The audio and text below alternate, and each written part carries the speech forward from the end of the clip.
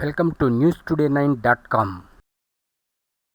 2019 ఎన్నికలకు ముందు అంటే కొద్దిగా ముందు కొన్ని ప్రచారాలైతే బిగించేశారు వైసీపీ వారు. వారిలో ముఖ్యంగా విజయసాయిరెడ్డి గారు అనేక దుష్ప్రచారాలు చేశారు. వాటిని నమ్మిన పిచ్చి జనాలు సరే ఆ తర్వాత వాళ్ళకి పట్టం కట్టారనుకోండి. అదేవిధంగా ఏం జరిగింది 5 ఏళ్లలో అందరూ చవిచూశారు. ప్రస్తుత ఎలక్షన్లలో ఏం చేయాలో అది చేశారు. నిశ్శబ్ద విప్లవం వచ్చింది, ప్రజల్లో నిశ్శబ్దంగా తీర్పు ఇచ్చేశారు. విజయసాయిరెడ్డి గారు 2019కి ముందు పింక్ డైమండ్ గురించి గొడవ చేశారు. చంద్రబాబు గారు ఏదో ఇంట్లో పెట్టుకుంటే ఈయన చూసినట్లు వ్యక్తుల మనోభావాలు దెబ్బతినేట్లు ప్రచారం చేశారు. ఆ తర్వాత డిఎస్పీ ప్రమోషన్లో అందరికీ కమ్మ వాళ్ళకే ఇచ్చారని ఇంకో ప్రచారం బిగించేశారు.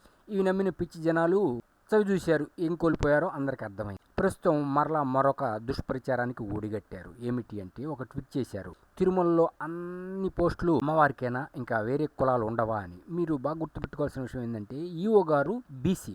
మీరు ఎప్పుడైనా ధైర్యం చేయగలిగారా బీసీకి ఇచ్చేది? రాష్ట్ర టీడీపీ పార్టీ అధ్యక్షులు శ్రీ పల్లా శ్రీనివాస్ గారు కూడా బీసీనే. ఇది ఒక్కసారి ఆలోచించాలా. విజ్ఞత గల ప్రజలు ఇటువంటి దుష్ప్రచారాలని ఖండించాలి. ఇప్పటికే గందరగోళంగా మీ పైన రకరకాల ట్రోల్స్ ఆరంభమైనాయి.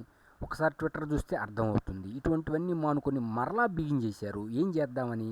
ఒక్కసారి విశాఖపట్నంలో ఎటువంటి ఆస్తులు తాకట్టు పెట్టారు అనే దాని గురించి ట్వీట్ చేయండి, సంతోషిస్తారు. ఎస్, రియలైజ్ అయ్యారని. అలా కాకుండా మీరు విజ్ఞత గలవారు మరియు రాజ్యసభ సభ్యులు ఇంత గొప్ప స్థానంలో ఉండి మీరు ఇటువంటి చెత్త ట్వీట్లు చేస్తే ఎవరు నమ్మే స్థితిలో లేరు. మీ దుష్ప్రచారాలు నమ్మే స్థితిలో ఏ ఒక్కళ్ళు కూడా లేరనేది గుర్తుపెట్టుకోవాలి. దయచేసి ఇకనైనా సరే మీరు మీ స్థాయిని తగ్గించుకుంటూ అటువంటి చెత్త ట్వీట్లు చేయొద్దని ప్రజలంతా కోరుకుంటున్నారు.